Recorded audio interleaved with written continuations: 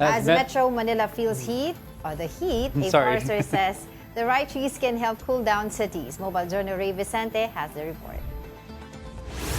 Summer is still here, and trees are just what we needed that act as a natural umbrella. However, as Metro Manila covers a total land area of approximately 630 kilometers, a report from Science Connect shows there are very few rich forests in the city, contributing to more urban heat.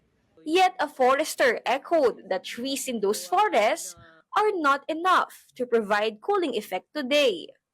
Meron namang ibang mga puno na malawak nga yung area ng crown niya, pero hindi naman masyadong green yung dahon, hindi masyadong dark. So yung cooling effect niya ay medyo mababa. Pag may mga puno sa Metro Manila kung saan mataas ang concentration most likely mataas ang concentration ng CO2 in the atmosphere, may mga puno na magsisequester ng carbon from the atmosphere. A tree's canopy is still the best tool and solution that pulls heat out of the environment, especially in the urban city.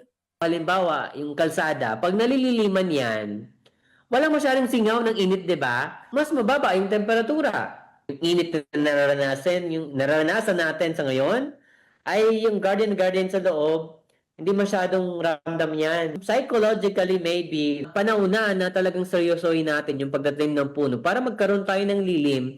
Kasi kung ngayon nga ay halos hindi na tayo magkandaw-gaga, halos hindi na natin matiis yung sobrang init, so, lalo pa kaya siguro 5 to 10 years from now. Meanwhile, the expert also cited that green spaces today shouldn't solely be for aesthetic appeal. Planted trees should have a big crown and plentiful leaves to provide extra shade. Mga nakatayong buildings, mga puro semento kasi, of course, pag yung radiation niyan, yung init niyan, sisingaw, so lahat yan nakakaapekto o nakakadagdag sa init sa syudad. So modern engineering, mahalaga na i-incorporate yung green spaces sa kanilang mga plano. Hindi lamang makaka-improve ng landscape, ng aesthetic appeal ng syudad, but can also improve of course, yung health ng taga-urban. Yung hindi masyadong naglalagas yung dahon. As El Nino is just around the corner, the forester recommended trees that are fit to grow in the city.